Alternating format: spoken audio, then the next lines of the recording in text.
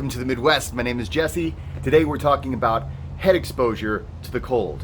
And I've been getting a lot of emails about this, especially lately. I don't know why it's especially lately. It's the end of the month of May. But I've been getting a lot of emails from people who are putting their heads under the cold shower and they're wondering if there's any problem with this. One of the things that, actually one particular email mentioned how euphoric and how good it feels, but the guy who emailed me, he said sometimes he feels like he might be pushing it a little too far and he feels like he's got a brick of ice in his head and he's wondering, is there any problem with this? Am I hurting myself? What's the deal with putting my head under the cold water? Well, let's talk about it just for a minute. So first of all, one of the things that we want to talk about whenever it comes to training Wim Hof method, when it comes to training cold training, typically you don't have to put your head underwater or under the cold. It's not required. I mean, as long as you're neck deep, I mean, you're getting the vast majority of your body and you're getting those the really good benefits of cold exposure. However, I encourage you, after you've gotten used to cold showers for a while, to just experiment with putting your head under the cold water. Experiment maybe with your face. You can experiment with what's called the Mammalian dive reflex. Whenever you put that water right on your face here, notice how long you can hold your breath. This is a kind of an interesting thing it's kind of an evolutionary throwover that we have this ability to hold our breath more whenever we have the feeling of water on our face. And the theory is that it had to do with whenever we as mammals would dive underwater for food and things like that, we needed to hold our breath longer. So it's kind of a cool thing to mess around with or just to kind of experiment with. Get cold all over, that's fine. There is a danger to extreme cold exposure on your head though. And this is generally with extreme cold on your head, and it's probably not something most people are ever going to face in the shower. But here's the deal. Our heads, most of our body, we have enormous amount of, vascular, we got a lot of meat between the outside world, like the cold, and our internal organs.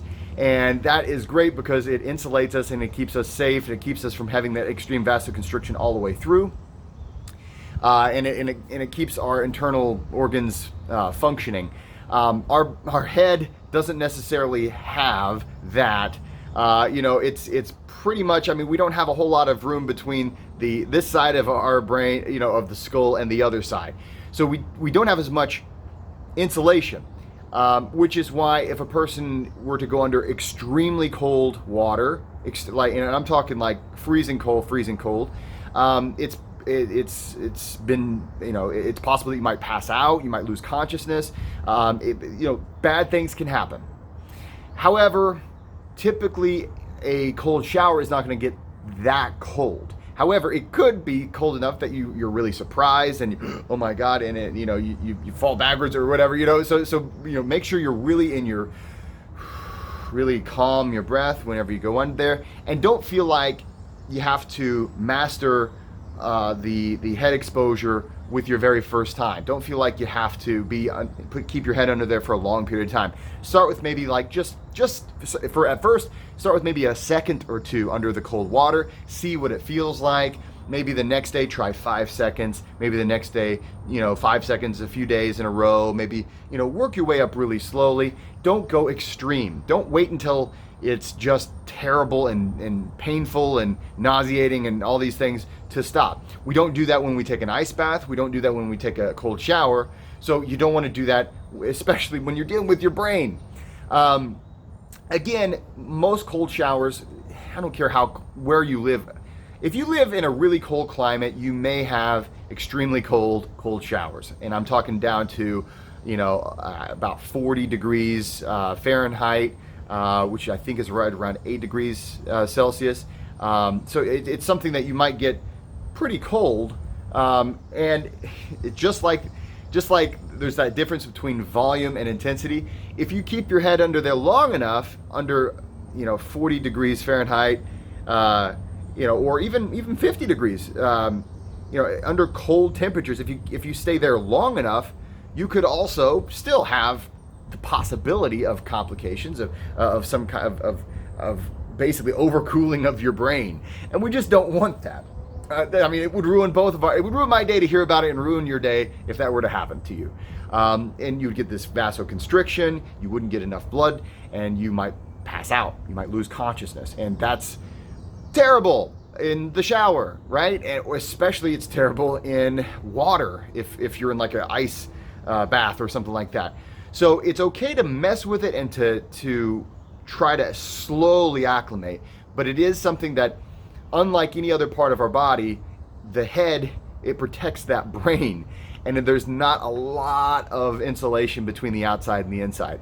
I'm not saying don't do it. I'm saying be very careful as you go about doing it, and be very slow and incremental as you progress. Remember, even if you progress, consistently for a while, there will be a point where you have to say, I don't think it's safe to go any further. There is going to be that point. There will be that point. Personally, I don't really do, I take ice baths most of the time now. If I get in a cold shower, yeah, I'll get my head under there. If you've never done it before, you may when you try, you're like, this feels like an ice cream headache, or brain freeze, as we call it sometimes, because you also feel that, and a lot of that is your sinuses, especially as it hits the front of your head. But just go easy. Just go easy. And I know it feels great and it's wonderful and it's great, but go easy, be slow, be incremental, and remember that you're getting all the main benefits anyway. As long as you're getting from your neck down, you're really getting enormous amounts of benefits of cold exposure just doing that. The head is just an extra little thing that you can mess with, you can experiment with, but don't take it for granted, because that's where your brain is. That's really important. Anyway, I hope that helps. Don't go freezing your brains. Please like and subscribe. If you have any further questions, please let me know in the comments, or you can email me. You can go to midwesternmethod.com and check out where I'm going to be giving workshops and seminars. And as always, please remember to go out there and be nice to people.